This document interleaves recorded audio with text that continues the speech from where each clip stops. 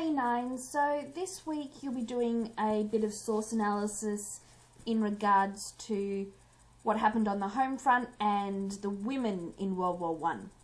So the first task is a table. So what did some Australians go without on the home front and what did others gain from the experience? So if you happen to scroll down, the question actually asks you to scroll down to these sources. And there are 12 sources for this particular task. And what you need to do first up, and we'll look at source 1, we'll do that together. Source 1 is the propaganda poster that you've seen a couple of times before.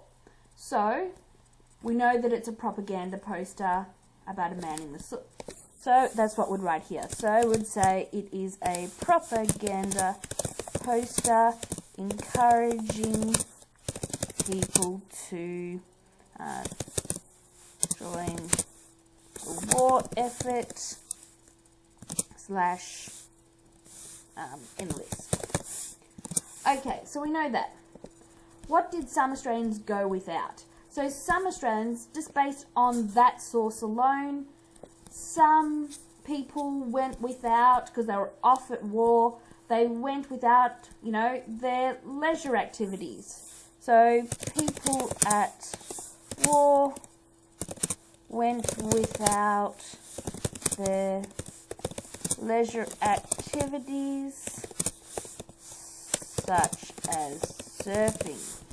Alright, what did some Australians gain? So those people who stayed behind were able to still engage in their leisure pursuits.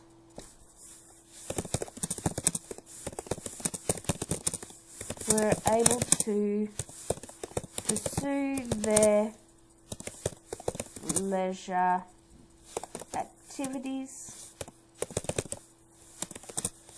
such as surfing. So that's a nice easy one.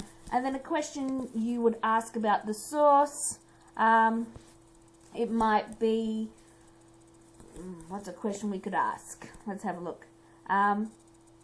We could ask whether or not this was an effective propaganda poster. It gets easier. This one was a bit difficult. Was this an effective propaganda poster?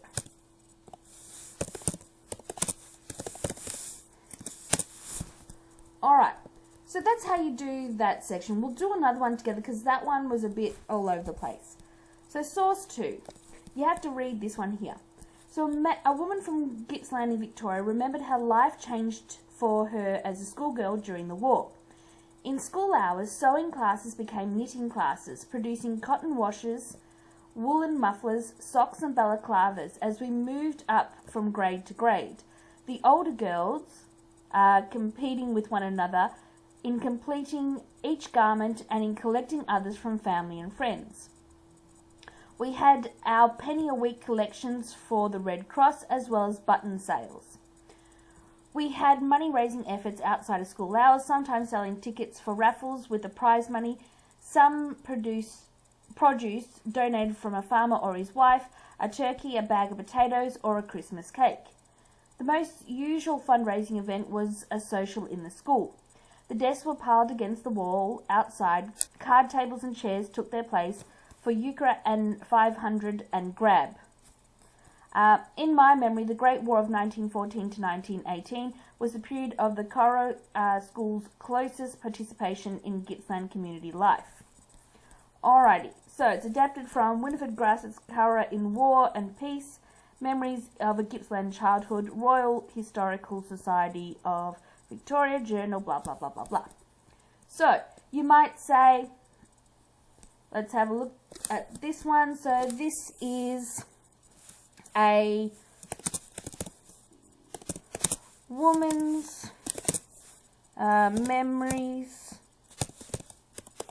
of life as a schoolgirl during the war. Alright, so essentially in this section here, you are describing the source. What did some Australians go without? So, usual classes, were missed and sewing, oops, my apologies, sewing, knitting and fundraising events took their place. Alright, so what did Australians go without? What did some Australians gain? So they made money and items for the war effort.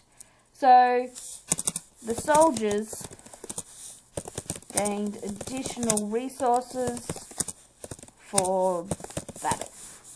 And then a question you would ask about the source. My question about that particular source, we know that it's a primary source because she was there at the time, but my one would be literally, what on earth is Ukra and 500 and grab? I have no idea what they are. So that could be the source. It'd be a question I'd ask.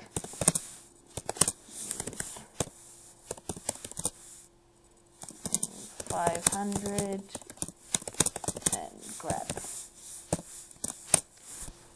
Okay, so that's essentially what you've got to do. Sorry that was a long-winded sort of explanation, but that's what you do. Then what you need to do, so scroll to the end. I've tried to make them as big as possible. Then you've got to go to this one. So what were the experiences of nurses and other medical workers during the war? Study the sources below which show a variety of experiences of Australian nurses during World War I. In the box after each source, write individual words or short phrases. So you're just writing words that summarise your main ideas and reactions. Some examples have been done in source 1 for you. So let's have a look. So Sunday 25th of April 1915 off Gallipoli. About 9 a.m. my first patients from Battlefield commenced to pour in. We had gone in during the night and anchored outside the Dardanelles. We wakened up and could plainly hear sounds of guns. They came in endless streams, some walking holding arms, hands covered with blood, some on stretchers with broken legs, some shivering and collapsed through loss of blood, and some with faces streaming with blood. We went for the worst cases first and worked like fury while all the sound of firing was going on. We took on board 570 wounded.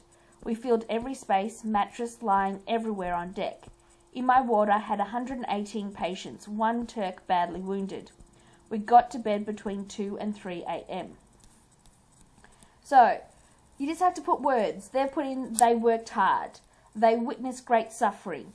They had an extreme workload. They were fatigued. So in source 2, so had a desperately hard time at Lemnos with food, tents, mud and sickness, as well as great troubles with Colonel Fiashi, who treated nurses shamefully. No consideration whatsoever. I believe the hospital would have collapsed but for the nurses. They all worked like demons. So we could say that difficult conditions. We could say that leadership treated nurses poorly. And we could also say that nurses did a majority of the work. Let's say that. It could be wrong. So, that's all you really need to do. You need to do it for all 5 of those sources. That is it. That is the end of the worksheet. Please make sure that you do the table and those section at the bottom. I've technically done 2 of them for you already. Please make sure that you submit it on time. It's due on Friday on Compass Learning Tasks. Alright, have any questions? Don't hesitate to ask.